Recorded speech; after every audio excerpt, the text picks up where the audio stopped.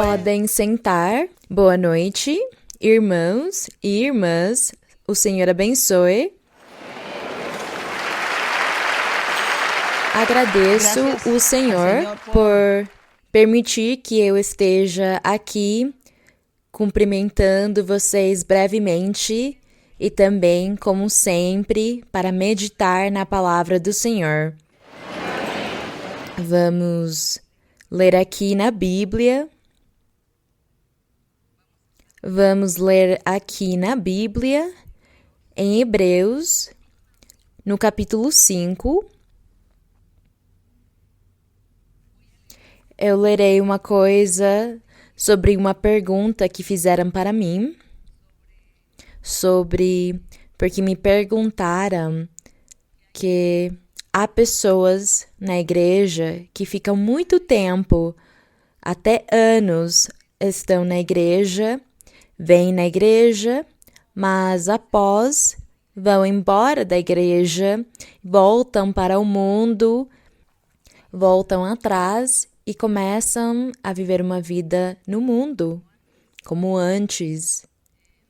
E às vezes nós dizemos pessoas que voltam atrás, não é? Como dizemos, aqueles que voltaram atrás, os que voltaram, os que desanimaram e não seguiram no caminho. Então fizeram essa pergunta para mim, que a Bíblia não falava sobre isso, das pessoas que depois de estarem muitos anos na igreja e terem participado das coisas espirituais, elas voltam atrás e pronto, se esqueceram e voltam a viver uma vida no mundo. E o que acontecia com essas pessoas. E encontramos em Hebreus 5 e vamos ler desde o verso 11. E depois vamos passar para o capítulo 6. Aqui no verso 5 do capítulo 5, quer dizer verso 11, vamos continuar no capítulo 6 até o verso 8. Vocês estão prontos, irmãos, em Hebreus 5? Então, no verso 11 diz, a respeito disso, temos muito a dizer. Bem, aqui falarei sobre uns versos antes, para que possamos entender o que diz no verso 11. O apóstolo estava destacando nosso Senhor Jesus Cristo como o sumo sacerdote, e aqui diz aqui rapidamente eu lerei no verso 5, onde diz: assim, do mesmo modo, Cristo não glorificou a si próprio, fazendo-se sumo sacerdote, mas ao que lhe disse assim, quer dizer, alguém disse sobre ele, tu és meu filho e hoje te gerei. Isto quer dizer que o Senhor Jesus Cristo não se glorificou nem se engrandeceu, dizendo que ele era o sumo sacerdote, mas foi o Pai quem lhe deu esse título e quem lhe disse, tu és meu filho e hoje te gerei, como também em outro lugar diz, tu és sacerdote para sempre, segundo a ordem de Melquisedeque. Nós, alguma vez, tivemos um ensinamento sobre o sacerdote Melquisedeque e aprendemos que esse rei, esse sacerdote Melquisedeque, era o próprio Senhor Jesus Cristo, que se apresentou na antiguidade diante de Abraão, e Abraão deu os dízimos de tudo o que tinha a Melquisedeque. E depois aqui em Hebreus está explicando que Melquisedeque era o próprio Senhor Jesus Cristo como sumo sacerdote também, e que foi o Pai quem lhe deu esse título, esse ministério para o Senhor. E aqui no verso 7 diz, e Cristo, nos dias de sua carne, tendo oferecido orações e súplicas. Então diz que quando ele esteve na terra, o Senhor Jesus Cristo teve de orar e pedir e fazer orações e súplicas ao Pai, porque o Senhor Jesus Cristo se apresentou, ou ele viveu como um ser humano, ele agiu como um ser humano e não como Deus. Ele nunca agiu como Deus, mas como um ser humano. Porque o Senhor queria experimentar, mesmo que ele já conhece e sabe tudo, mas ele queria experimentar o que sentem os seres humanos quando eles estão tristes, quando eles têm fome, sede, frio, tristeza, amargura, ou quando eles estão felizes. O nosso Deus sabe tudo, mas ele quis viver como ser humano todas essas experiências, e é por isso que diz que nos dias de sua carne, tendo oferecido orações e súplicas com grande clamor e lágrimas a quem o podia livrar da morte, quer dizer o Pai, foi ouvido por causa de seu reverente temor. Embora fosse filho, diz aqui, aprendeu a obediência. Ele agiu como ser humano, eu digo mais uma vez, pelas coisas que padeceu, e tendo sido aperfeiçoado, veio a ser fonte de eterna salvação para todos os que obedecem a ele. E foi proclamado publicamente por Deus como sumo sacerdote segundo a ordem de Melquisedeque. E no verso 11 diz a respeito disso, do assunto de ter sido declarado o Senhor Jesus como o sumo sacerdote, diz aqui a respeito disso, temos muito a dizer, mas coisas difíceis de explicar, disse o apóstolo. Esse assunto era muito difícil de explicar sobre o sacerdócio do Senhor Jesus Cristo como Melquisedeque, diz, visto que vos fizestes tardios para ouvir. Ou seja, o apóstolo estava diante de uma igreja ou de um grupo de pessoas que não estavam entendendo a doutrina de Deus e, ao invés de progredir, de ir para frente no conhecimento da doutrina, eles estavam voltando atrás. E no 12 diz, porque depois de tanto tempo, devendo já ser mestres, o apóstolo disse, devendo já ser mestres, depois de tanto tempo, tantos anos, diz aqui, outra vez, tendes necessidade de que vos ensine quais são os primeiros rudimentos das palavras de Deus, quer dizer, o fundamento, a primeira coisa, e chegastes a ter necessidade de leite e não de alimento sólido. É muito triste quando o apóstolo disse isto para a igreja, que eles, ao invés de estarem consumindo um alimento sólido, eles tinham novamente de beber leite, porque o leite é para os bebês e o alimento sólido para o adulto, para a pessoa madura.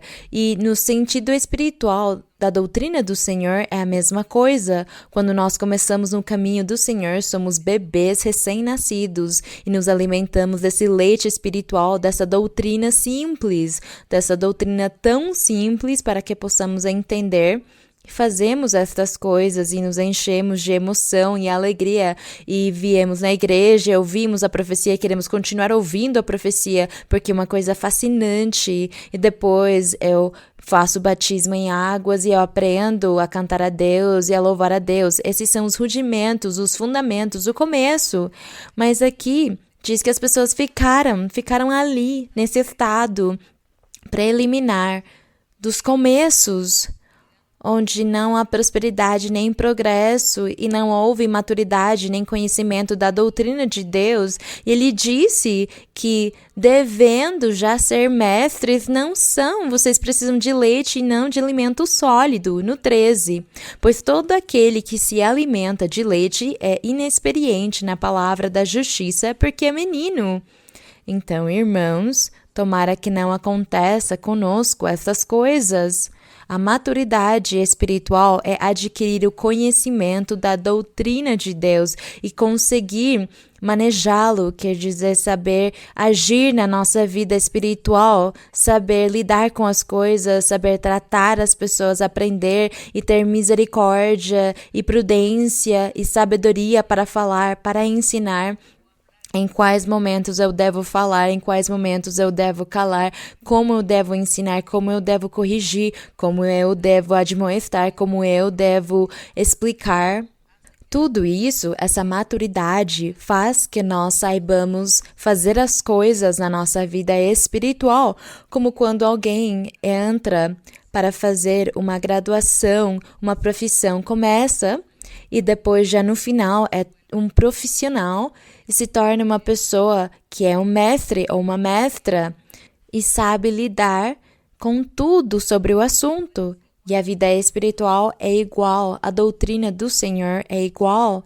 Nós estamos como numa carreira também, aprendendo a doutrina e a cada dia estamos aprendendo uma coisa a mais. Quando ouvimos os testemunhos das pessoas, aprendemos mais uma coisa. Quando as pessoas contam para nós que Deus fez um milagre na sua vida, que Deus lhe prometeu alguma coisa e se cumpre, nós vamos aprendendo. Quando o Senhor, a forma como Ele nos trata, a forma como Ele dá os sonhos e as visões, tudo isto é uma carreira de aprendizagem, tudo isto para que nós aprendamos a viver e como viver essa vida espiritual e lidar com o caminho do Senhor. E dessa forma nós temos de progredir e mudar e fazer as coisas bem, fazer tudo bem, sem ninguém se ofender, sem machucar ninguém. Porque pela falta de sabedoria não sabemos nem ordenar, nem mandar, nem dirigir uma pessoa, nem admoestá-la, nem ensiná-la. Até para ajudar uma pessoa a se sentar numa cadeira, temos de ter sabedoria e educação, temos de ter prudência e misericórdia, não é? E dizer, por favor, você pode se mover um pouco mais para esse lado, para deixar espaço para a pessoa que está vindo e precisa dessa cadeira? Por favor. Até todas essas coisas tão pequenininhas e elementais, nós devemos usar a sabedoria e vamos adquirindo essa sabedoria e faz parte da maturidade espiritual que nós vamos formando na nossa alma ao prestar atenção à doutrina e praticar a doutrina do Senhor e ler a Bíblia e aprender bons modais espirituais. Aprender a cada vez que nós lemos a Bíblia é para aprender a fazer uma coisa bem, fazer uma coisa boa na vida e na doutrina. Então, a nossa vida espiritual é uma vida que deve ir crescendo, nós vamos crescendo, vamos progredindo, até que o apóstolo disse aqui, até nos tornarmos mestres e mestras, pessoas que já sabem. A nossa vida espiritual não pode ficar estagnada, nós temos de progredir sempre e conseguir ensinar para as pessoas, evangelizar as pessoas. Se alguém nos perguntar alguma coisa sobre a religião, o cristianismo, a Bíblia, e você que está há 10, 15 anos não sabe dar uma resposta, é porque você perdeu o tempo durante a sua permanência aqui. Você esteve perdendo o tempo porque você não prestou atenção. E quando você lê a Bíblia, não faz com seus 5 sentidos, não coloca o coração na leitura. Então você não aprendeu nada e você não consegue responder para as pessoas quando elas te perguntam de Deus. A maturidade espiritual consiste em saber lidar com todos esses detalhes, grandes e pequenos, todas as situações, como agir com as pessoas, como estamos agindo como igreja. E para tudo isso, a maturidade espiritual é muito importante que nós a valorizemos e nos esforcemos em amadurecer a cada dia. E aqui no verso 14 diz, mas o alimento sólido diz que o leite é para o inexperiente, para o menino. E diz, mas o alimento sólido é para os que alcançaram maturidade, para os que, em razão do costume, têm os sentidos exercitados no discernimento do bem e do mal. Então diz aqui que essa maturidade, que é quando um irmão, uma irmã, um crente atingiu a sua maturidade, diz aqui que tem a capacidade de lidar, de discernir o bem do mal. E tem a capacidade de lidar com as situações sabiamente e vai obter resultados positivos, porque tem maturidade, porque tem sabedoria e inteligência e sabe a forma de falar, de ensinar, de corrigir ou de resolver ou de dirigir ou de dispor de muitas coisas e resolver muitos casos, dar soluções para muitas situações difíceis. Para tudo isso, precisamos da maturidade espiritual e nós temos de nos esforçar e pedir para o Senhor nos fazer maduros espiritualmente, que nós não sejamos crianças, temos de orar para o Senhor e dizer, Senhor, eu não quero ser um menino, uma menina no sentido espiritual, eu quero amadurecer, Senhor, me ensina, me ajuda, eu quero discernir o bem do mal para conseguir lidar com tudo isto. E já aqui no capítulo 6, no verso 1 diz: Por isso, deixando os primeiros ensinamentos acerca de Cristo, prossigamos em busca da maturidade, sem lançar outra vez o fundamento de arrependimento de obras mortas da fé em Deus. Isto aqui sobre o arrependimento de obras mortas estava falando sobre as leis de Moisés. E diz da fé em Deus, porque o primeiro passo para uma pessoa é crer em Deus, confiar em Deus, dizer Deus se manifesta aqui e eu recebi profecia e falou ao mais fundo do meu coração, então Deus está aqui neste lugar. Diz aqui que esses são os fundamentos, os primeiros rudimentos, diz, sem lançar outra vez o fundamento de arrependimento de obras mortas, da fé em Deus, do ensino sobre batismos, da imposição de mãos. Vejam que tudo isso aqui é elemental, da ressurreição dos mortos, quer dizer, falamos sobre o batismo em água e a semelhança da morte e a ressurreição das pessoas, porque nós ressuscitamos no Senhor simbolicamente e do juízo eterno. Sabemos também que quem é obediente ganhará a vida eterna e quem desobedece a Deus irá para a perdição. Isso é o primeiro que nós aprendemos, então são esses rudimentos, o elemental, o primeiro que aprendemos. Mas depois de saber essas coisas, temos que continuar e aprofundar mais coisas no Senhor para sermos mestres. É isso que queremos ser, irmãos, mestres, mestras. E aqui no verso 3 diz, e é claro, naturalmente, nós temos de crer nesses fundamentos, nesses primeiros rudimentos, temos de crer, é claro, e diz, na verdade, faremos isso se Deus permitir, porque é impossível, e aqui no verso 4, eu gostaria que todos vocês lessem esse verso 4, mas leiam com os 5 sentidos, analisando cada palavra, porque é impossível.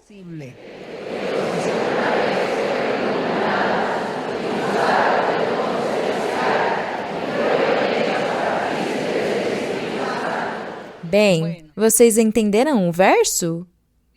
Diz, é impossível que aqueles que uma vez foram iluminados, o que quer dizer? Que eles foram iluminados, o que significa? Bem, como todos responderam, então sabem sim. Uma vez foram iluminados, quando nós ouvimos a Deus pela primeira vez, Ele fala conosco, o nosso espírito e o nosso coração fica iluminado, o nosso ser, a nossa alma fica iluminada da felicidade. Deus falou comigo, Deus me disse de verdade, é Deus quem está aqui neste lugar, que alegria, que felicidade, pronto. Então, é impossível que aqueles que uma vez foram iluminados e provaram do dom celestial, por exemplo, qual? Por exemplo, o dom da profecia. E outros provavelmente receberam um milagre de cura. Provavelmente outras pessoas receberam primeiro o milagre de cura antes de receber a profecia. Eles receberam um benefício de Deus antes disso. Bem, e diz, provaram do dom celestial, foram feitos participantes do Espírito Santo. Nós somos participantes do Espírito Santo? Sim, não é? Nós somos participantes, verdade? Aqui nós somos participantes porque aqui está a profecia, temos o dom de impor as mãos, o dom de cura, temos outros dons espirituais, Deus fala conosco, Ele nos dá sonhos, nos dá visões, nós sentimos a presença do Espírito na nossa alma. Isto significa que fomos feitos participantes do Espírito Santo e muitos irmãos já têm o batismo com o Espírito, outros já têm o dom da profecia, outros já estão impondo as mãos para curar, para libertar e assim em diante. Isso é o que significa participar do Espírito Santo. Então, no verso 4, o apóstolo disse, porque é impossível que aqueles que uma vez foram iluminados e provaram do dom celestial e foram feitos participantes do Espírito Santo e provaram a boa palavra de Deus e os poderes do século vindouro e recaíram. O que diz no verso 6? e recaíram. Vocês entendem o que aconteceu? O que foi que aconteceu com essas pessoas aqui do verso 4? Que eles provaram, todos desfrutaram das coisas espirituais, Deus lhes deu dons, mas acontece que no 6 diz que aconteceu o quê? Recaíram, voltaram atrás, saíram do caminho, foram para o mundo, recaíram. Diz, é impossível que essas pessoas sejam outra vez renovados para arrependimento. Vejam o que diz aqui. É impossível que essas pessoas que recaíram, que voltaram atrás, que estão vivendo no mundo novamente, sejam outra vez renovados para arrependimento, crucificando novamente para si mesmos o Filho de Deus e expondo-o à ignomínia. Diz aqui que é impossível, que não pode ser, que não pode acontecer, não há oportunidade. O Senhor não vai morrer novamente numa cruz para salvar essa pessoa que recaiu depois de ter desfrutado de todas as coisas espirituais, de ter os dons e de ter participado muitas vezes na vida espiritual com a congregação e volta atrás e volta ao mundo novamente ao pecado. O Senhor Jesus diz aqui que ele não vai morrer por ele novamente, nem vai o perdoar. Então, o que acontecerá com essas pessoas? Ou com esta pessoa? Diz aqui. Exemplo, no verso 7. O que acontece? Um exemplo. Acontece porque a terra que embebe a chuva, que muitas vezes recai sobre ela. E o que a terra produz quando a chuva vem? Erva proveitosa para aqueles por quem é lavrada, recebe bênção da parte de Deus, porque choveu e a terra produz tudo que é verde e é proveitosa. Diz no 8, mas então, aqueles que voltaram, aqueles que não produzem o que acontece no 8, vocês podem ler.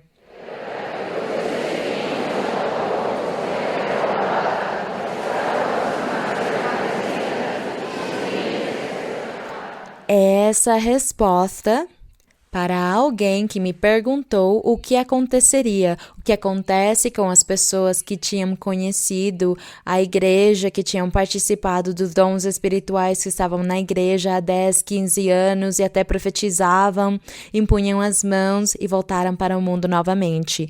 Diz no verso 8, que produz espinhos, como a terra que produz espinhos e abrolhos, é descartada, está próxima de ser maldita e acaba sendo queimada. Então, quando a terra não produz, queimam todos os espinhos e os abrolhos que tem. É esse o fim, é essa a consequência, é isso que pode acontecer com as pessoas.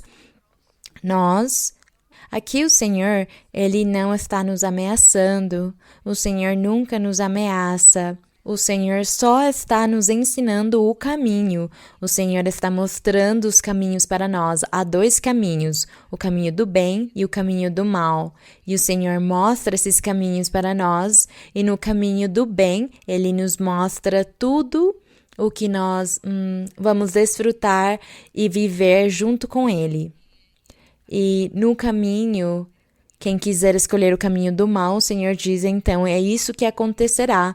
Como a terra que não produz vegetais, porque chove, mas ela não soube aproveitar e não produz nada, então diz que será amaldiçoada, que será descartada, abandonada e queimada. É isso que Deus mostra para nós sempre. O Senhor sempre mostra para nós a verdade, os caminhos. O Senhor nos dá muitas oportunidades, muitas, e nós temos de ser obedientes, humildes, simples e obedientes e seguir ao Senhor. Então, por que temos de nos rebelar? Sim, nós temos um inimigo. Temos o inimigo, o diabo, quem sempre está nos espreitando. Ele está à espreita. Ele sempre está colocando armadilhas e tentações na nossa vida do dia a dia. O diabo coloca muitos obstáculos e armadilhas de diferentes tipos, seja doença, seja escassez, seja falta de dinheiro, seja falta de saúde, seja falta de dinheiro para pagar a dívida, seja falta de felicidade para compartilhar com a família, seja que você se sente sozinho, deprimido. O diabo coloca sempre essas armadilhas no caminho, seja que venham ofender você, caluniá-lo, levantar falso testemunho, que odeiem você, ou digam todo tipo de palavras ofensivas contra você. E o trato das pessoas, o diabo trabalha de muitas formas, usando as próprias pessoas para vir contra os que estamos lutando e tentando seguir este caminho do Senhor. Então, nós temos essa luta contra o inimigo, mas isto não é uma causa nem uma justificativa para dizer: eu estou cansado, cansada e eu não quero seguir mais na igreja porque veja a minha situação, veja a minha vida, eu não consigo resolver nada, continua sendo a mesma coisa, a minha vida é igual, eu estou sofrendo aqui, eu estou angustiado aqui e Deus não me ouve e não me abençoa, Deus me prometeu, mas não cumpre, então vou voltar para o mundo. No mundo, você vai se dar pior, vai se dar mal. Se na igreja você estiver mal por alguma coisa porque você ainda não se acertou com Deus, no mundo será pior a situação. Se nós formos humildes e o nosso coração for simples e aberto para Deus, com certeza o Senhor, mais cedo ou mais tarde, Ele terá misericórdia de nós, vai se lembrar de nós e vai nos ajudar e estender a sua mão. Ele não vai nos deixar padecer por muito tempo ou a vida toda. Ele não nos deixa padecer. Ele sempre vai nos ajudar. Ele não desampara ninguém. Então nós peçamos ao Senhor, e eu sei que há pessoas que são perturbadas mentalmente, porque o diabo veio contra essas pessoas e colocou espíritos ruins para os perturbar, para que a pessoa não consiga pensar direito, não tenha capacidade de pensar, de analisar, de ter juízo, de tomar decisões. Eu sei que há pessoas que vivem dessa forma. Mas se essa pessoa vem na congregação e ela está se esforçando, eu sei que Deus terá misericórdia dela ou dele e Deus vai libertar. E mais cedo ou mais tarde o Senhor estará limpando e libertando as pessoas e vai as curar dessas doenças mentais que são as que mais prejudicam os seres humanos. Então nós devemos nos esforçar e pedir ao Senhor para Ele nos ajudar, para o Senhor nos ajudar a amadurecer, porque nós queremos amadurecer, queremos ser mestres e mestras para conseguir ajudar todos os nossos irmãos, ajudá-los para que eles sigam em frente, ajudá-los dando uma palavra de consolo ou uma imposição das mãos. É para isso. Então, a pergunta que fizeram para mim, tomara que as pessoas que fizeram a pergunta tenham entendido aqui a resposta do que acontece quando nós voltamos e menosprezamos a palavra do Senhor, vamos nos dar mal e vai ser pior do que antes, do que vocês até acham. Então, irmãos, nós vamos pedir ao Senhor que o Senhor tenha misericórdia. E se do que lemos surgiu alguma pergunta ou questão, vamos resolver agora. Então, vamos começar com as perguntas. Irmã Maria Luísa, bem-vinda a essa sua casa. Ontem tive a oportunidade de conhecer a nova igreja da cidade de Majadahonda e glorifico a Deus, porque essa é a 5ª igreja que temos na comunidade autônoma de Madrid. E agradeço ao Senhor por sua entrega, porque Ele tem nos ensinado que tudo o que temos provém de você. Ontem o pastor nos ensinava e lemos no Evangelho de João, no capítulo 17, quando Jesus ora por seus discípulos. E no versículo 7... Em João o que, irmã? Em João 17. Bem, os irmãos tentem também procurar rapidamente na Bíblia para participar da leitura, porque é a única forma de aprender também, não é? João 17? Sim, irmã. Vamos ver. João 17, irmãos, podem ler em João 17 no versículo 7. Verso 7. Todos vocês já acharam a leitura? Porque é muito interessante também que nós possamos ler o que o irmão ou a irmã está lendo para fazer a pergunta e tenhamos esse interesse no que estão perguntando para aprender, porque é a única forma de aprendermos. Sim, irmã, pode continuar. E lemos: agora tem conhecido que todas as coisas que me tens dado procedem de ti. E um pouquinho mais abaixo, no 9, eu rogo por eles, não rogo pelo mundo, mas pelos que me deste, porque são teus. Um pouquinho mais abaixo, no 11, a metade diz: guarda-os em teu nome, o que me tens dado, para que sejam um, assim como nós. A mim me gostaria, irmã, que essa oração, com um amor tão profundo, nessa responsabilidade que temos diante da sua chamada, como você também agora nos ensinou em Hebreus, esclarece-nos, por favor, irmã, edifica-nos com sua palavra. Diz: o Senhor Jesus Cristo estava orando pelos seus discípulos, porque ele já ia embora e os seus discípulos deviam se enfrentar ao mundo. E também teriam de ser perseguidos pelo diabo. Era outra tarefa que aguardava os apóstolos.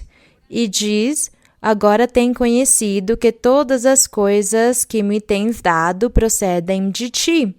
Os apóstolos já tinham descoberto que Deus verdadeiramente tinha enviado o seu Filho na pessoa de Cristo Jesus. E é por isso que no 8 diz: lhes tenho dado as palavras que me deste, e eles as receberam e têm conhecido verdadeiramente que saí de ti, e creram que tu me enviaste. 9. Eu rogo por eles, não rogo pelo mundo, não. Diz: mas pelos que me deste, porque são teus. Aqui estão inclusos não somente os apóstolos, mas o restante dos crentes que desde aquele dia até o dia que o Senhor vier nas nuvens levar a sua igreja. Naquele dia, o Senhor estava pedindo por todos eles ao Pai em oração. Eu rogo por eles, não rogo pelo mundo, mas pelos que me deste, pelos que me darás da agora em diante. Era que o Senhor pediu por nós também na sua oração. Tudo que é meu é teu, e o que é teu é meu, e sou glorificado neles. Já não estou no mundo, mas eles no mundo estão, e eu vou para ti.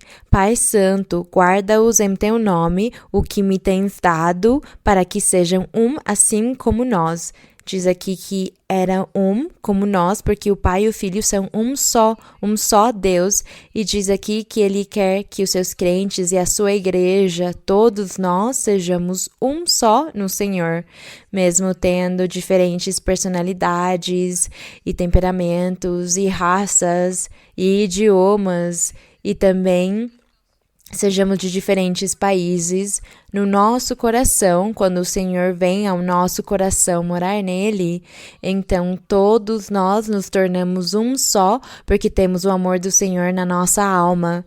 E todos somos um no Senhor e sentimos a mesma felicidade, a mesma alegria, o mesmo amor, o mesmo desejo de progredir e de louvar a Deus e buscar a Deus. Por que vocês vêm aqui? Tem alguma coisa que está os trazendo. O amor de Deus no seu coração traz vocês para que venham glorificar a Deus e cantar para Deus e ler a Bíblia e aprender a doutrina. É isso? Então é isso que ele disse. Diz: já não estou no mundo, mas eles no mundo estão, e eu vou para ti. Pai Santo, guarda-os em teu nome, para que sejam um. Quando estava com eles no mundo, eu os guardava em teu nome. Diz aqui que quando ele estava na terra, ele os guardava e os protegia. Mas ele já estava prestes a ir embora e partir. E eles ficariam sozinhos, se enfrentando diante de todas as dificuldades do mundo, se enfrentando diante do grande inimigo, mas Deus sempre estaria com eles como Deus está conosco, e essa é a sua promessa.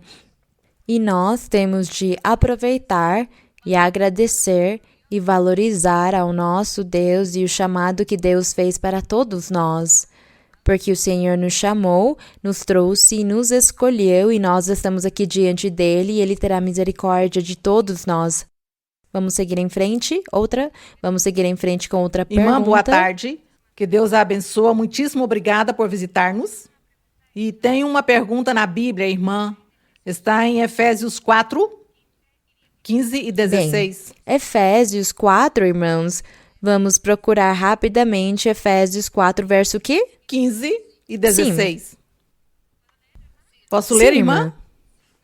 Mas, agarrando-nos à verdade em amor, cresçamos em tudo, naquele que é a cabeça, Cristo, de quem todo o corpo, bem ajustado e consolidado entre si, por todas as juntas, que se ajudam mutuamente, segundo a atividade adequada de cada membro, recebe seu crescimento para ir edificando-se em amor.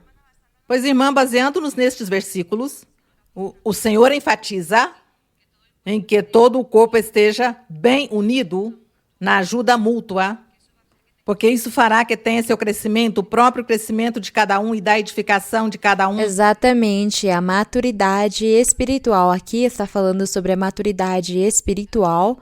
Aqui quando no verso 13 diz que... Aqui no 4:11, que é o verso que eu gosto tanto, quando o Senhor disse que ele colocou na igreja apóstolos, profetas, as mulheres são chamadas de profetisas, outros para evangelistas, pastores e mestres, com uma finalidade, diz aqui, com a finalidade de aperfeiçoar cada crente, porque para o que servem os profetas e as profetisas na igreja? Quando eles oram por um crente e impõem as mãos nele, se esse crente estiver falhando diante de Deus com qualquer coisa que for, Deus fala por meio desse profeta e essa profetisa e diz, você deve se arrepender, deve deixar esses rancores, esse ódio, você tem de deixar esses costumes que você tem de fazer coisas erradas, não é? E a pessoa, ela diz realmente, somente eu sabia isso porque é a minha vida privada. E se Deus está falando para mim, por meio deste profeta ou profetisa, eu mudarei, eu tenho de mudar. E a pessoa começa a se arrepender e mudar e pedir para Deus o ajudar a mudar. Isto significa que começa a se aperfeiçoar, começa a transformar a sua vida. É essa perfeição. A perfeição do cristão, do crente, é deixar o pecado, deixar o que é mal e começar a ser bom, justo, reto, a ser santo diante de Deus. É essa a perfeição dos crentes e é para isso que servem os evangelistas e os mestres. O mestre vai ensinando a doutrina de Deus, os profetas oram com a imposição das mãos e diz aqui que é para aperfeiçoar todos os crentes e eles terem uma vida santa e perfeita diante de Deus. É para isso que servem estes dons. E para o quê? Para que entre todos possamos edificar o corpo de Cristo. Diz que o Senhor Jesus Cristo é a cabeça do corpo, e o corpo é a igreja ou os crentes, mas esses crentes devem ser aperfeiçoados. Então diz, para o aperfeiçoamento desses crentes ou santos, como diz aqui, para a obra do ministério, que é a evangelização e seguir o evangelho de Cristo, para a edificação do corpo de Cristo, é o que diz aqui no verso 12. É para isto que servem todos estes ministérios que o Senhor deixou na igreja. Diz, para que todos, no verso 13, para que todos os crentes cheguemos num acordo, numa união, numa só fé, num só coração para Deus. Para que cheguemos a ter conhecimento da doutrina perfeita do Evangelho do Senhor Jesus Cristo, para que todos nós nos tornemos um homem ou uma mulher perfeitos diante de Deus. Na mesma medida que o Senhor Jesus Cristo foi perfeito, nós, os crentes, também devemos chegar a esse grau de perfeição. E quem faz todo esse trabalho? Os dons ou os ministérios que o Senhor deixou na sua igreja. Evangelistas, apóstolos, profetas, pastores e mestres. São eles os responsáveis em fazer este trabalho para aperfeiçoar os crentes. E então todos vamos chegar a ser um só no Senhor. A sermos perfeitos, porque vamos nos afastando do que é mal e vamos nos tornando a cada dia mais santos para o Senhor, fazendo o que é bom e o justo e o reto. É essa a finalidade ou o objetivo do Senhor ter enviado esses ministérios, essas pessoas na congregação. O Senhor já deu muitos dons para muitas pessoas. Ele deu todos estes dons, mas as pessoas, como elas não têm querido amadurecer, os dons estão estagnados e guardados no coração da pessoa.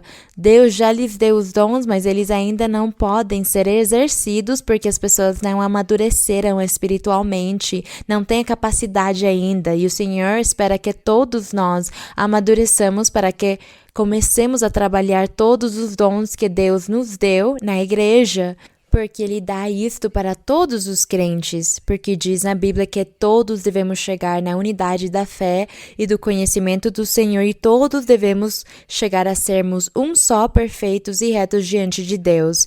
E aqui no 14 diz, para que não sejamos mais como meninos agitados pelas ondas e levados em roda por todo vento de doutrina, mas que sejamos o quê?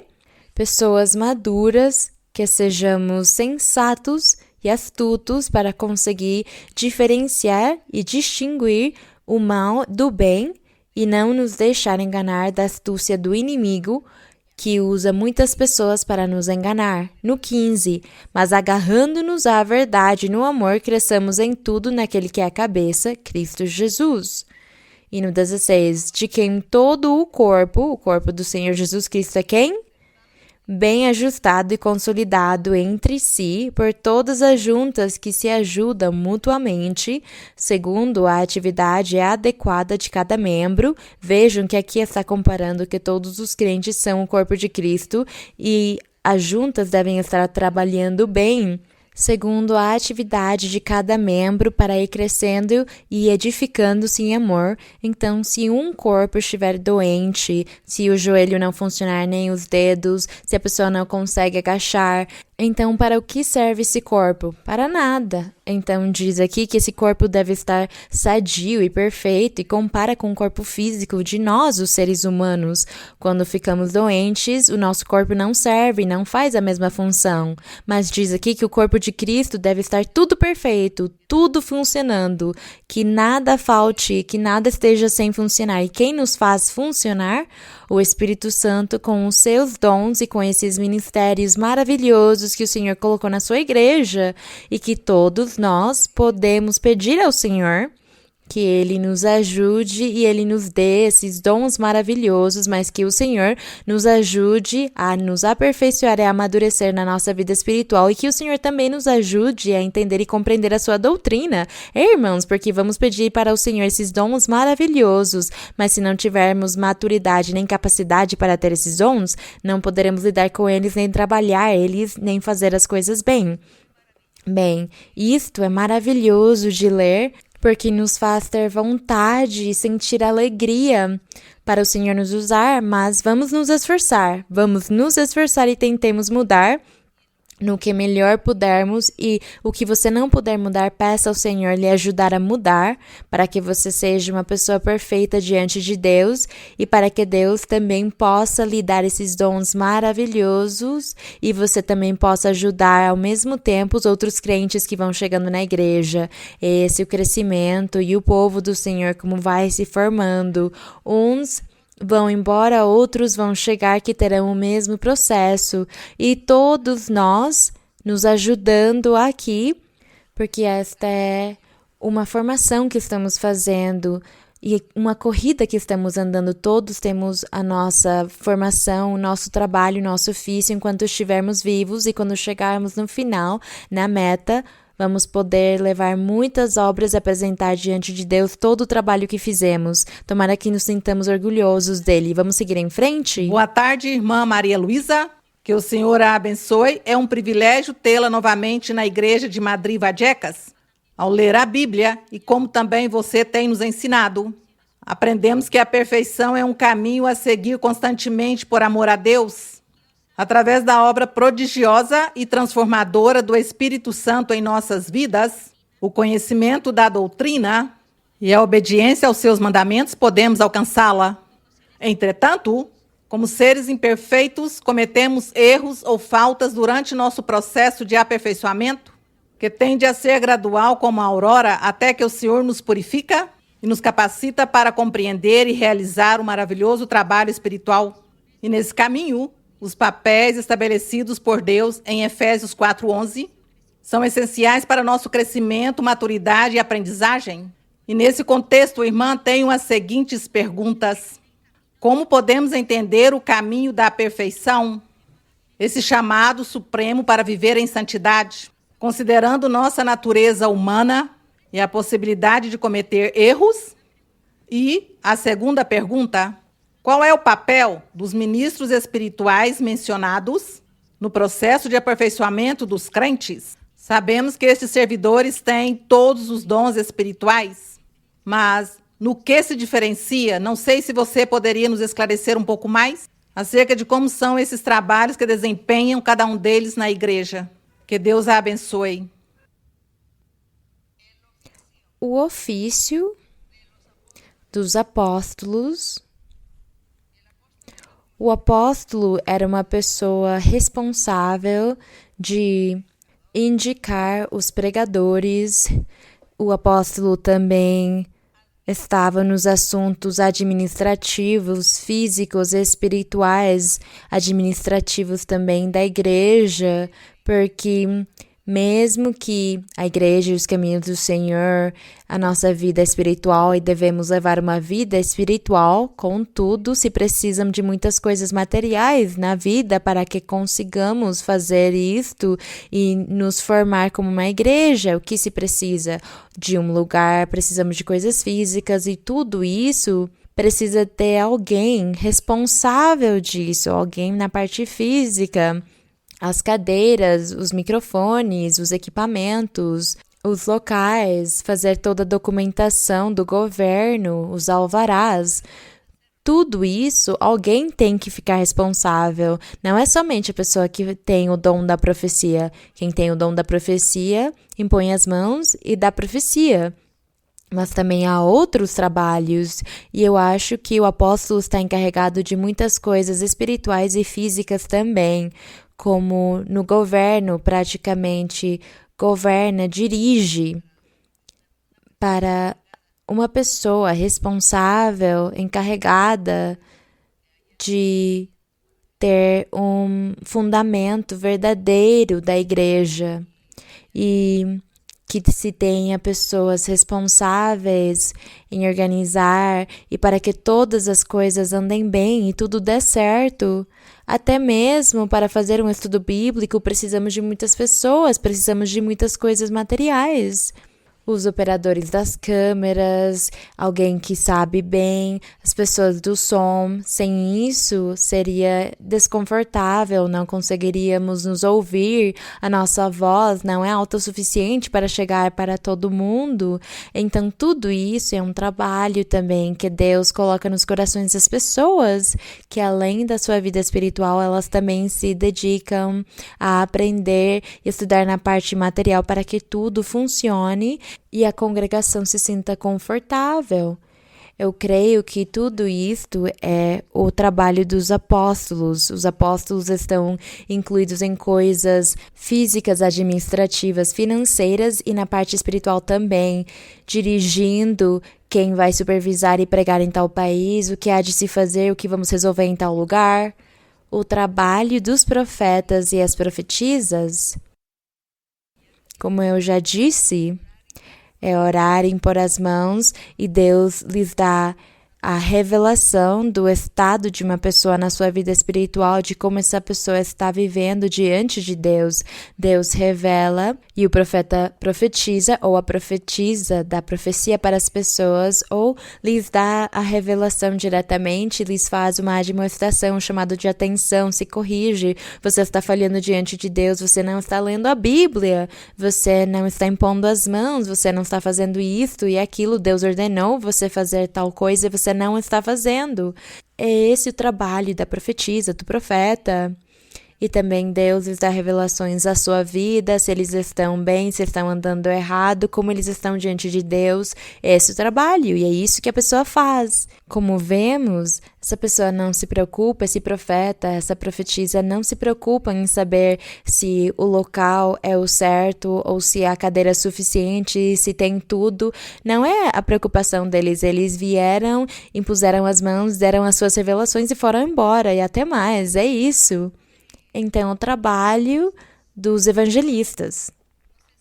Não sei se vocês já viram que o irmão Carlos Alberto, ele viaja, visita os países, visita os lugares, faz reuniões com os pastores, ensina para os pastores, faz convenções. O irmão Andrés Carrilho, vocês já viram ele trabalhar? O irmão Dari, o irmão Álvaro Herrera, lá na Colômbia, vários irmãos que ajudam e trabalham. No Equador há outros irmãos. Em cada país há irmãos que estão lá, atentos, supervisando no país, vendo que tudo esteja funcionando bem, visitando as igrejas, visitando os lugares para arrumar e dar soluções a problemas que se apresentam e dificuldades. É esse o trabalho do evangelista. Ele viaja, prega, mas também tem de ajudar e colaborar nas coisas físicas e materiais, nos problemas das igrejas ou dos crentes. É isso que os evangelistas fazem. Eles pregam também e têm de viajar. Os pastores. Os pastores, o que vocês têm aqui o dia todo, o tempo todo, constantemente, que é uma pessoa aqui que preside vocês, que está aqui na frente o tempo todo. Os mestres e as mestras, eles também ensinam a palavra. O meu ofício, por exemplo, eu me considero mais mestre do que profetiza, por exemplo, porque eu faço mais o trabalho de mestre do que profetizar. Então, é esse o trabalho, mas temos de ter muitas pessoas. Há irmãs, há algumas que já estão trabalhando também, elas vão, há muitas irmãs que visitam as igrejas, ensinam, elas estão ensinando, elas aprenderam muito. Deus lhes deu essa capacidade e elas ajudam também a resolver assuntos, consolar muitas pessoas, ajudam a resolver problemas, litígios que surgem. Há muitas irmãs que estão trabalhando e fazendo um bom trabalho. E elas também ensinam, elas também sobem no púlpito, dão ensinamento e ensinam tudo o que aprenderam, o que Deus lhes deu. E é esse o trabalho, irmãos. Precisamos de muitas pessoas, porque há muitas necessidades em muitos lugares, há muitas igrejas que pedem, por favor, nos visitem, queremos que alguém venha nos visitar, porque isso nos consola. Então, precisamos de muitas irmãs e irmãos trabalhando com diferentes trabalhos, porque realmente esses dons, todos têm eles. Se nós formos olhar, esses são dons que Deus dá para uma pessoa e dá tudo isso. Eu disse que eu me considero mestra, mas eu também, o Senhor, quando Ele me chamou pela primeira vez, Ele me disse, você será profetisa. Ele me disse. E aconteceu assim, irmãos, o Senhor deu para mim isto. Eu comecei a trabalhar na igreja profetizando, e o Senhor sempre me deu revelações na vida, me dá revelações em sonhos, ou me usando, me mostra coisas. O Senhor me usou assim. Mas como eu também ensino, eu também viajo, então também trabalho como evangelista, e também às vezes eu faço o trabalho de apóstolo. Então, como vocês conseguem ver, tudo o que está dizendo aqui, uma só pessoa pode fazer, Deus pode dar tudo isso para uma pessoa só. E aí essa pessoa distribui. Quando há muitas pessoas na igreja, quando há várias pessoas, então vai você, visita tal lugar, visita, faz a tal coisa, visita aquela congregação naquele lugar, porque há problemas, então ajuda a resolvê-los. Quando há dificuldades, polêmicas, quando há controvérsias, porque há pessoas que o diabo coloca muitas fraquezas nelas e elas ficam teimosas. Há famílias que são teimosas e gostam de brigar e eternamente estão brigando com o pastor. Então temos que mandar pessoas. Fulano, ciclano, vai lá, arruma o problema, veja o que está acontecendo, fala com todos eles, ora por todos eles, impõe as mãos neles e todos vão lá. Quem quer que for, chamem apóstolo, profeta, profetisa, evangelista, seja mestre, quem for, vão lá fazer o trabalho. Como vocês conseguem ver, irmãos, cada um de vocês, e para muitos provavelmente o Senhor já fez promessas de te darei todos os dons. E isso é verdade, o Senhor dá todos os dons, o Senhor dá tudo isto, o Senhor dá todas estas capacidades, mas temos de nos dividir e, vamos dizer, o trabalho para todos, não é só para uma pessoa, é de todos. Todos têm o direito de trabalhar. Todos devem trabalhar, porque o Senhor chamou todos para trabalhar. Então, todos devem buscar. Nenhum pode dizer, Senhor, é que eu só quero ser evangelista. Eu não quero ser mais nenhuma coisa, só evangelista. Não fala isso. Fala para o Senhor, Senhor, me usa, me ensina a doutrina, me ajuda a amadurecer espiritualmente. Eu quero ser espiritualmente maduro, eu quero ter a doutrina, a convicção, certeza, discernimento. Eu quero ter os dons espirituais, Senhor. Eu quero falar, sair quando eu viajar para ensinar para as pessoas, levar alguma coisa do que me deste, do que eu tenho de Deus para eles, ir em algum lugar e dar para as pessoas do que eu tenho de Deus. O que você tem de Deus, por exemplo, você foi visitar, você foi de férias para algum país, você foi, visitou a igreja, fez imposição das mãos e distribuiu dons, porque Deus o usou ou a usou, porque você tem esses dons. Então você fez muitas coisas, você foi de férias, mas ao mesmo tempo você serviu ao Senhor numa igreja, numa congregação. Isto, todos os dons, o Senhor dá todos os dons para as pessoas, não é só um dom.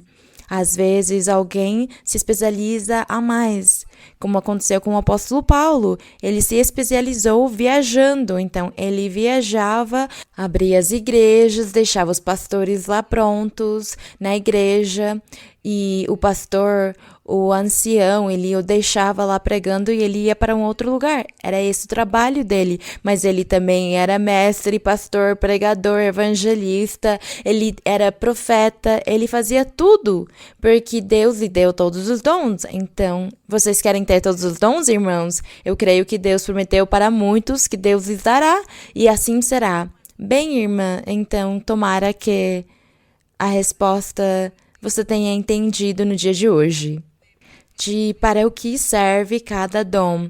Todos os dons são belos e lindos. Alguém pode dizer, mas eu só tenho o dom de curar. Não, você tem tudo. Não só o dom de curar, de libertar, de fazer imposição das mãos, o de cura Deus também te usará para curar. Você tem todos os dons. Bem, vamos continuar.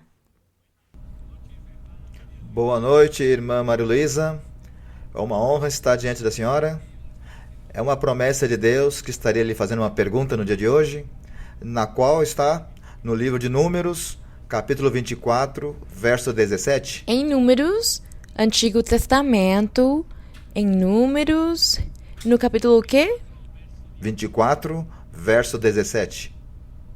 24:17. Todos os irmãos procurem, porque é necessário que vocês leiam para aprender também. Números 24, no verso 17. Para a honra e glória do Senhor, eu o vejo, porém não agora, contemplo, porém não de perto. Uma estrela procederá de Jacó, e de Israel se levantará um cetro que ferirá as fontes de Moabe e destruirá todos os filhos de Sete. Irmã, aqui vejo que é uma profecia Entendo que ele é um profeta falso, Balaão. E se era falso, como conseguiu fazer essa profecia perfeita? Porque eu pelo menos creio que aqui anuncia a vinda do Senhor Jesus Cristo. Então, eu queria que a senhora me explicasse, porque eu não consigo entender, irmã. Balaão era um profeta pagão de uma nação estrangeira. Ele não fazia parte do povo de Israel, esse Balaão. E aqui a história diz para nós, a história diz que o rei Balaque, ele queria ir contra o povo de Israel. E diz que ele chamou Balaão, que era o seu adivinho, o seu profeta, o profeta do rei Balaque. E ele chamou Balaão para que ele fosse amaldiçoar o povo de Israel. E acontece que este falso profeta, ele era um falso profeta porque não era do povo de Israel, era de uma nação estrangeira. E o rei Balaque sabia que ele acertava, que Balaão acertava nos seus preságios, nas suas adivinhações, nas maldições que ele fazia, ele acertava muitas das vezes, e é por isso que o rei Balaque acreditava nele, em Balaão. E Balaque contratou Balaão e disse para ele: vai amaldiçoar o povo de Israel. Amaldiçoa eles, porque o povo de Israel é o meu inimigo. E diz aqui que Balaão foi amaldiçoar os israelitas. E foi aí quando Deus entrou no meio do caminho de Balaão. Não sei se vocês se lembram que ele estava numa jumenta, ou num burro, como se chama. Uma jumenta, isto. Uma jumenta. E diz na Bíblia que a jumenta ficou quieta, ela não quis continuar no caminho, e Balaão chicotava ela muito. Então Deus permitiu que a jumenta falasse. E a jumenta falou com Balaão, e ele ficou assustado, porque não é normal que uma jumenta fale, não acontece isso, mas Deus, no seu poder, para Deus não há nada impossível. Então, quando ele fez esse chamado de atenção, a jumenta chamou a atenção de Balaão, do porquê estava a castigando se não tinha motivo. Aí, Balaão começou a experimentar que Deus não concordou, ou estava bravo, ou o Senhor não estava contente com o que ele ia fazer de amaldiçoar os israelitas. E é por isso que Deus disse para Balaão, disse: você não pode amaldiçoar o que eu já abençoei, porque o Senhor já tinha abençoado o povo de Israel. Deus tinha o abençoado por meio de Abraão, Isaque e Jacó, e tudo aquilo, e Moisés. Então ele disse: você não pode amaldiçoá-los, porque eu os abençoei. Então Deus deu para ele uma experiência forte, para esse rei Balaque, porque Deus disse: eu permitirei que Balaão profetize, mas ele vai dizer o que eu direi para ele. Então Deus disse para Balaão: vá lá, fala com o povo de Israel, mas você falará o que eu dizer somente. Então, Deus quis isto, Deus quis usar este profeta falso, ou este pagão, este adivinho. Deus quis usá-lo porque o povo de Israel era um povo teimoso e rebelde, que sempre faziam o que era mal diante do Senhor. E o Senhor estava muito enraivecido também contra os israelitas. E é por isso que o Senhor lhes deu essa experiência de falar para eles por meio de um pagão, de um profeta que não era profeta de Deus, que era um profeta de uma outra nação. E foi isso que aconteceu. Então diz aqui que quando Balaão foi falar com o povo de Israel, a maldição, ele não conseguiu dar a maldição. O que ele disse foi só bênçãos, porque o Senhor disse para ele: você falará o que eu te dizer somente.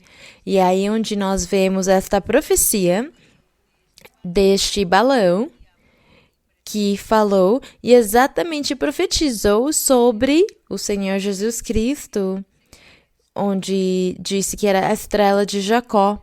Então, aqui no verso 15 de Números 24, vocês já estão no 24:15? Diz: Então, este senhor Balaão disse, então proferiu sua palavra e disse, palavra do homem de olhos abertos, palavra daquele que ouve os ditos do Senhor. Ele mesmo tinha ouvido a ordem que o Senhor lhe deu.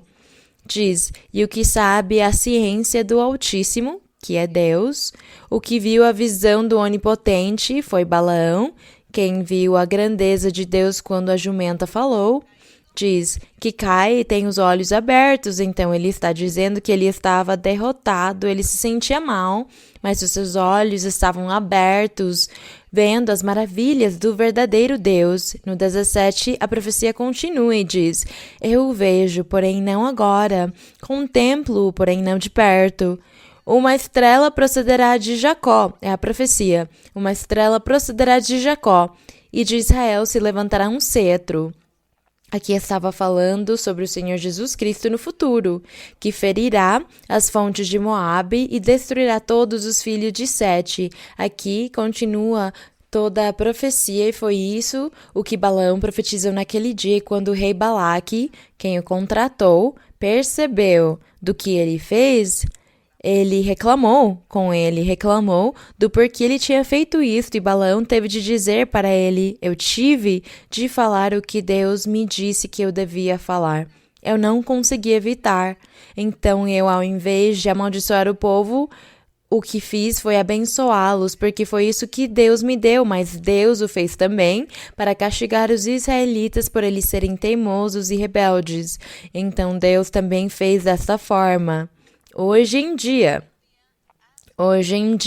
aconteceu, irmãos, muitas vezes que algum irmão ou irmã foram onde algum bruxo, onde algum espírita ou algum cartomante, vamos dizer, eles estavam indo sem conhecer a igreja.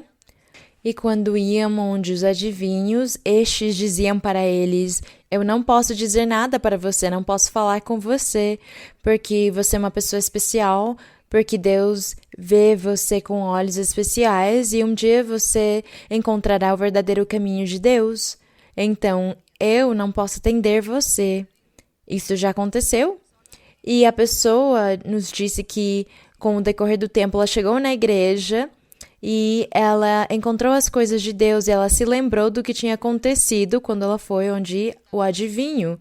E também uma outra pessoa contou, uma pessoa que, estando na igreja, começou a ser teimosa, uma pessoa que já estava na igreja, mas que não tinha se convertido a Deus e não era sincera, mas que tinha um pé na igreja e o outro pé no mundo. E aconteceu também que essa pessoa foi onde uns adivinhos, porque ela tinha problemas, tinha dificuldades, entrou em desespero e recebeu o conselho de ir onde um adivinho para que ele dissesse alguma coisa. Foi onde o adivinho e ele lhe disse, não posso dizer nada para você. Você tem alguma coisa que me impede e, além disso, você tem que ir na sua igreja com o seu verdadeiro Deus, porque você não tem nada que fazer aqui e eu aqui não te darei nada. Então, ele fez um chamado de atenção. Essa pessoa fez um chamado de atenção para ela e essa pessoa voltou arrependida, continuou na igreja, se arrependeu de ter ido novamente procurar essas pessoas da adivinhação, porque Deus não gosta disso. O Senhor não gosta que nós, estando aqui na igreja, onde temos os dons, onde temos o dom da profecia, e que a pessoa, pela sua necessidade, por achar que Deus não está ouvindo e eu realmente preciso resolver o meu problema, então eu vou lá onde eu adivinho? E a pessoa vai, então Deus vai castigá-la. Deus vai tirar dela suas bênçãos, porque o Senhor é ciumento, Deus é muito zeloso e Ele não permite que nós estejamos nas adivinhações, porque o Senhor, para isto, na igreja nos deu o dom da profecia, ou nos dá sonhos, nos dá visões, onde Ele fala conosco. E o Senhor também, desde o começo, proibiu Ele disse para as pessoas da antiguidade, disse, vocês não devem procurar os adivinhos, não podem ir onde os magos, onde os bruxos, vocês não podem buscar essas pessoas, porque por isto no povo eu colocarei profetas, e eu falarei com vocês por meio de profecias e de sonhos, eu falarei, e vocês não precisam ir procurar pessoas adivinhas ou espíritas, o Senhor proibiu. É por isso que temos de ler a Bíblia, e quando nós lermos a Bíblia, também temos de ler no Antigo Testamento, porque aí há muitas ordens do Senhor que são vigentes até o dia de hoje.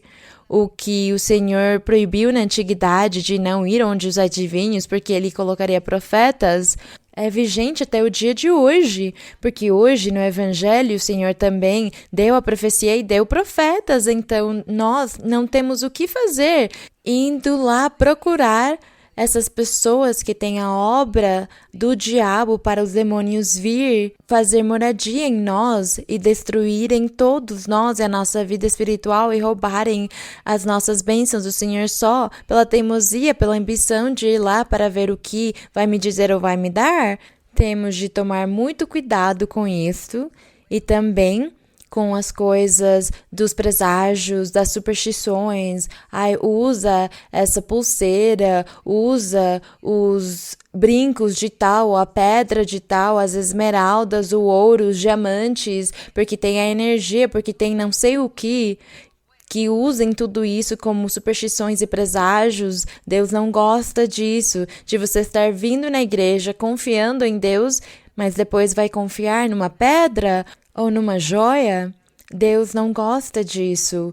E é por isso que na Bíblia nós achamos todos estes exemplos da teimosia do povo do Senhor e o que Deus fazia para acalmar os instintos deles, por eles serem teimosos. Ele colocou aqui um profeta falso e eles ficaram muito tristes de ver que Deus tinha falado por meio de um profeta falso, ao invés de falar por um profeta do seu povo. O Senhor fez isso porque Ele não quer que nós sejamos teimosos e rebeldes, então nós deveríamos ser sábios e cuidadosos na nossa vida também, tomar muito cuidado de não fazer esses preságios, essas coisas, os costumes das pessoas, as tradições, esse paganismo das pessoas, onde as cores e os cheiros e os aromas e as ervas e a cor de não sei o que, as águas disto e do outro, que as águas do milagre, que as ervas milagrosas, que as flores tal, que o aroma e o cheiro tal e o perfume e a essência. Tudo isso é paganismo, tudo isso é do diabo, do mundo. Nós não deveríamos praticar nem crer nessas coisas, nem gastar o nosso dinheiro nessas coisas. Então, esta história de Balaão é muito importante para vocês lerem. Leiam toda a história, porque é muito linda. Essa história é linda e vocês aprenderão muitas coisas e se afirmarão mais no Senhor. Vamos continuar. Boa tarde, irmã. Eu me sinto muito honrada de contar com sua presença hoje. Foi uma revelação em sonhos justamente de quinta para sexta passados. E gostaria de fazer uma pergunta relacionada com 3 versos da Bíblia, que tenho aqui anotado, se você me permite ler. Sim, irmã. Mateus 9, do 14 ao 15. Vamos para Mateus 9, do 14 ao 15. Sim, irmã. Diz: Então aproximaram-se os discípulos de João, dizendo: Porque nós e os fariseus jejuamos muitas vezes e teus discípulos não jejuam? Jesus lhes disse: Acaso os que estão no casamento podem estar de luto enquanto o noivo estão com eles? Dias, porém, virão em que o noivo lhes será tirado e então jejuarão. Agora segue Lucas 9:1. Diz: Tendo convocado seus 12 discípulos, deu-lhes poder e autoridade sobre todos os demônios e para curar enfermidades. E em Mateus 17, 14 ao 21 diz: Quando eles chegaram ao local onde estava a multidão, aproximou-se dele um homem que se ajoelhou à sua frente, dizendo: Senhor, tem compaixão de meu filho, que é lunático e padece muitíssimo, pois muitas vezes cai no fogo e muitas na água. Eu o trouxe a teus discípulos, mas não o puderam curar. E Jesus respondeu: Ó geração incrédula e perversa, até quando estarei convosco? Até quando vos suportarei? Tragam-no aqui. Jesus repreendeu o demônio, que saiu dele, e desde aquela hora o menino ficou curado. Então, os discípulos, aproximando-se de Jesus, perguntaram-lhe em particular: Por que não podemos expulsá-lo? E Jesus lhes disse: Por causa de vossa falta de fé. Porque em verdade eu vos digo que se tiverdes fé como um grão de mostarda, direis a este monte: passa daqui para acolá, e ele passará. E nada vos será impossível. Mas essa caça de demônios não sai senão com oração e jejum. Entendendo que os discípulos de João falavam acerca do jejum no material e no físico, e que hoje em dia nos ensina que o jejum verdadeiro é o do coração, mas vendo que os discípulos de Jesus não puderam expulsar esse demônio no filho desse Senhor, gostaria de perguntar-lhe se o verdadeiro jejum do qual fala o Senhor Jesus a seus discípulos era o jejum físico ou era o jejum espiritual, ou um jejum espiritual que suporte e argumente ou justifique o jejum físico. Bem, o jejum na antiguidade, quer dizer, o povo de Israel jejuou. Na antiguidade, as pessoas tinham de jejuar para tocar o coração de Deus, para sensibilizar o coração de Deus. E quando o Senhor Jesus disse para os discípulos que esse gênero de demônios só saía com jejum e oração, é porque o Senhor Jesus estava ensinando a lei de Moisés. Ele estava ensinando a lei, e como ele ainda não tinha morrido e não tinha subido aos céus, então ele tinha de continuar ensinando a lei. E ensinar a lei era dizer para eles: vocês têm de jejuar. Por isso ele disse: vocês têm de jejuar para esses demônios saírem. Aí estava cumprindo a lei de Moisés. Mas no evangelho do Senhor Jesus Cristo, logo após, o Senhor deu os dons espirituais para as pessoas. Quando o Senhor dá os dons de expulsar demônios, não se precisa que a pessoa jejue, porque ela já tem o dom que Deus lhe deu, já tem o poder, a faculdade, a capacidade que Deus lhe deu. Então, ela não precisa de jejuar para que os espíritos saiam. É suficiente o dom que Deus lhe deu. E é por isso que quando nós oramos, pedimos ao Senhor para Ele nos aperfeiçoar e sermos santos, e que nós não estejamos pecando, mas que vivamos uma vida santa e reta para conseguir obter esses dons maravilhosos. Tomara que Deus nos dê o dom de expulsar demônios, de expulsar bruxarias e feitiçarias. Temos de pedir isso ao Senhor, pedir esses dons maravilhosos. Então é por isso que o Senhor disse aqui que os apóstolos, os discípulos dele, jejuavam porque estavam com o Senhor Jesus, mas que os discípulos de João precisavam jejuar porque eles tinham de pedir o poder de Deus, o respaldo de Deus para que ele os ajudasse nessa missão que eles tinham. E o Senhor Jesus disse: os meus discípulos não precisam jejuar porque estão comigo e eu os protejo, eu os guardo, eu lhes dou o poder. Eles estão bem andando comigo, então não precisam jejuar. Foi isso que o Senhor disse. E aqui lhes deu uma ilustração e disse: os que estão celebrando as bodas não podem se vestir de luto porque estão de bodas. Se vestiriam de luto se morresse algum dos cônjuges, daqueles que casaram, mas como eles estão de bodas, quem vai se vestir de luto? Pelo contrário, as pessoas estão vestidas bem, estão felizes porque estão celebrando uma festa de bodas. O Senhor deu esse exemplo, que é por isso que os seus discípulos não jejuavam, porque eles estavam com o Senhor. Mas João, como ele era um ser humano, ele precisava jejuar com os seus discípulos. E hoje em dia, o jejum... Hoje, se uma pessoa quiser jejuar, pode fazê-lo, mas o jejum é para uma coisa de vida ou morte, um caso de vida ou morte. Mas a pessoa que jejuar deve andar bem diante de Deus, porque se ela jejuar, mas o seu coração está cheio de muitos pecados ou pecadinhos, como as pessoas dizem, os pecados pequenininhos que elas têm no seu coração. Se você fica jejuando, mas você tem rancor, inveja, é fofoqueiro, murmurador, mentiroso, se você tiver todas essas coisas e não se converteu ainda a Deus e você ficar jejuando, vai servir para o que esse jejum? Não vai servir para nada. Você passou fome só, mas Deus não receberá esse jejum. Para fazer um jejum, nós também temos de ter o coração muito limpo diante de Deus. E só fazemos um jejum quando verdadeiramente precisamos por um motivo muito especial de vida ou morte para Deus ver isto, ver este sacrifício que estamos fazendo. Bem, irmãos? Sim, irmã? Irmã, uma segunda pergunta, me desculpa.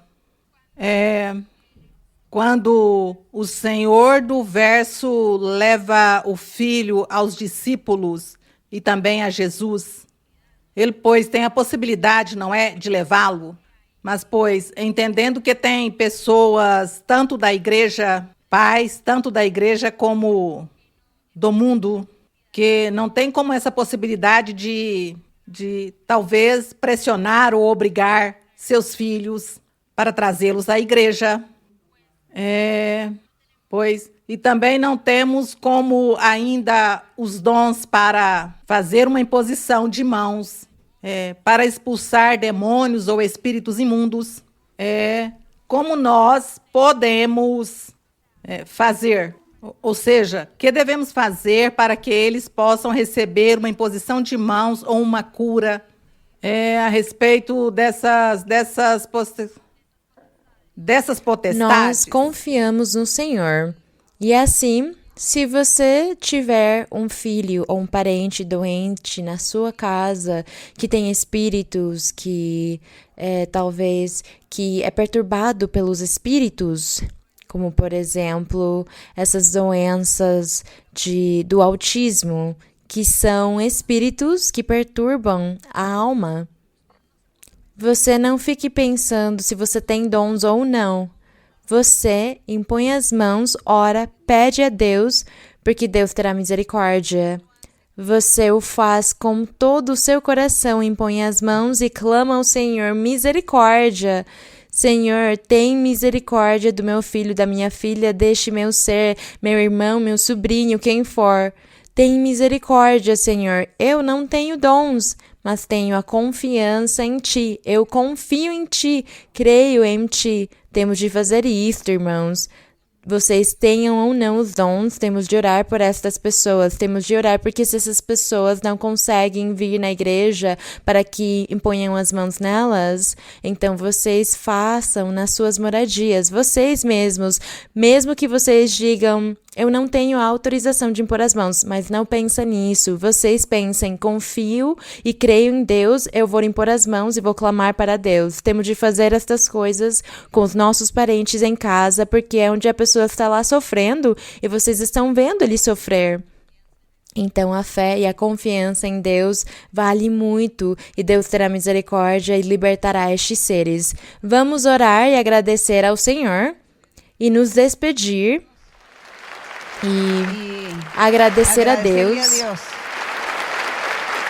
agradecer ao nosso Deus por Ele nos ter aqui no seu caminho, porque Ele nos trouxe aqui ao conhecimento da sua verdade e nós vamos agradecer ao nosso Deus e ao mesmo tempo também pediremos ao Senhor curas e libertações. Santo Pai, Pai Celestial, bendito Deus, Pai do nosso Senhor Jesus Cristo, o meu Deus Todo-Poderoso, Senhor, Deus de Abraão, de Isaque e de Jacó, o meu Deus eterno que esteve naquela época com aquelas pessoas e fizeste promessas para eles, Senhor, e eles creram em Ti, confiaram em Ti e receberam muitas bênçãos, meu Senhor, e Tu abençoaste desde aquela época todas as Tuas criaturas, meu Senhor, e hoje nós estamos aqui, Senhor, reunidos como igreja para que Tu tenhas misericórdia de nós e nos abençoes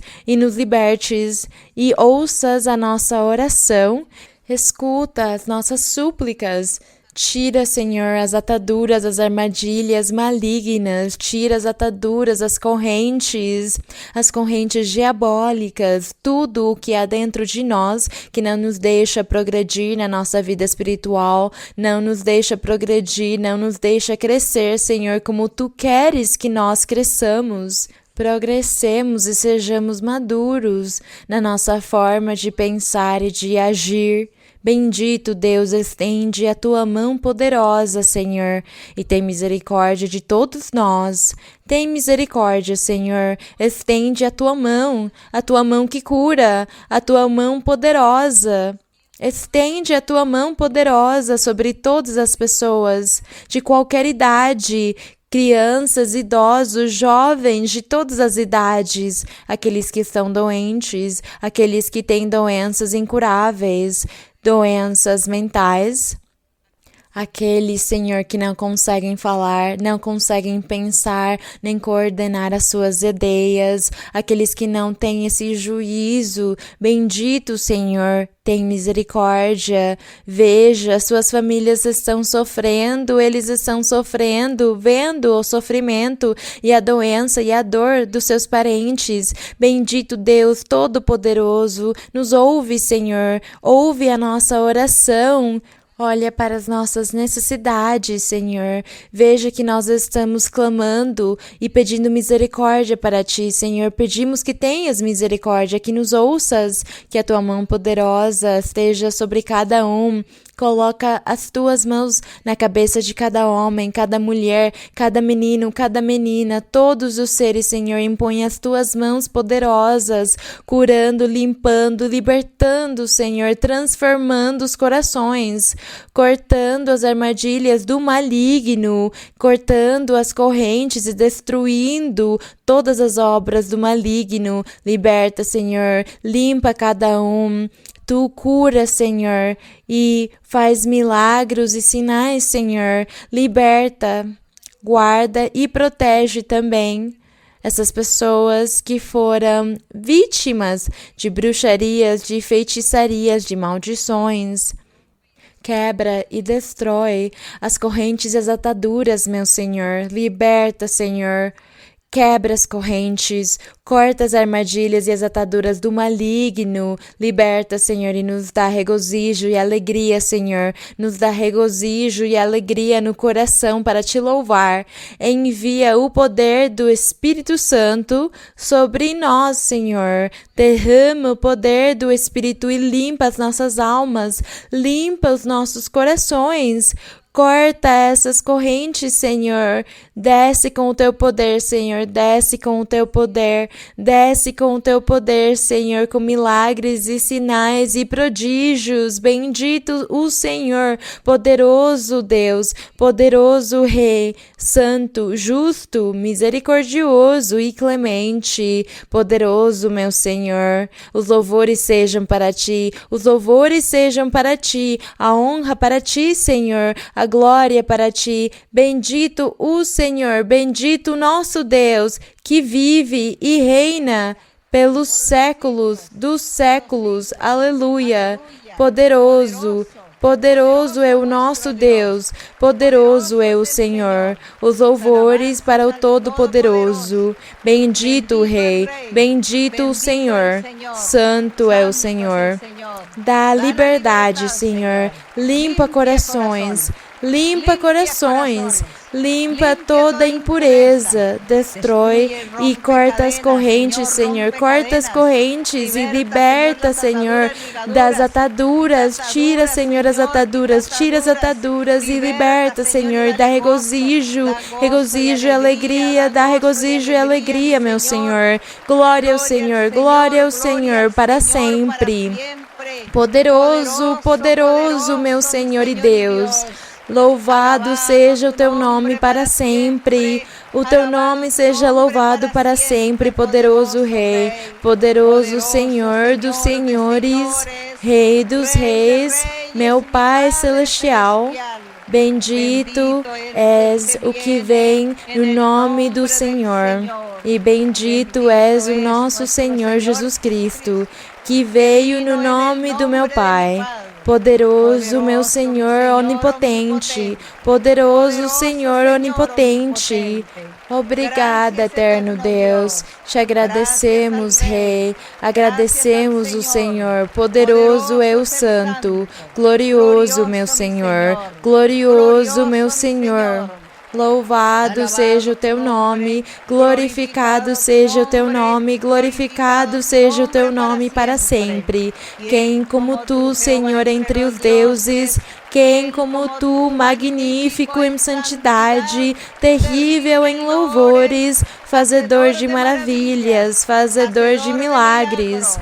Ó Senhor, corta as correntes, Senhor, quebra as correntes. Corta as ataduras,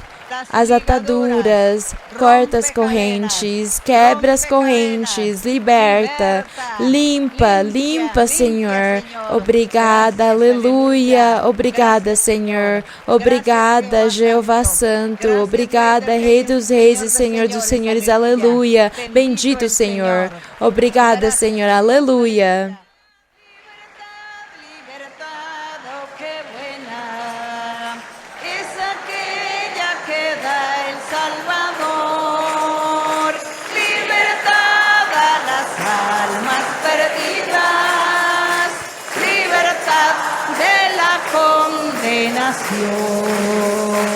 Una vez era yo peregrino, cautivado en cadenas de error.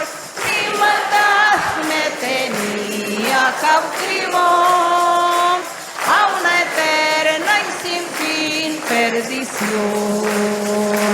Libertad, libertad, oh qué buena es aquella que da el Salvador, libertad a las almas perdidas, libertad de la condenación. Una vez era yo peregrino, cautivado en cadenas de error. Mi maldad me tenía cautivo a una eterna y sin fin perdición. Glória ao Senhor. Agradecemos ao nosso Deus. Agradecemos ao nosso Deus, ao nosso Pai, que prometeu que Ele estava libertando e quebrando as correntes, as ataduras, que Ele estava tirando as ataduras e que Ele estava curando e que Ele curaria esses que são doentes do autismo, que Ele curaria também e que o Senhor estava libertando e fazendo curas. Agradecemos ao Senhor por estas promessas tão maravilhosas. O nosso Deus será assim, porque quando o Senhor diz alguma coisa, Ele cumpre. Glória ao nosso Deus. Obrigada, muito obrigada, irmãos e irmãs. Deus abençoe. Obrigada e até em breve. Obrigada.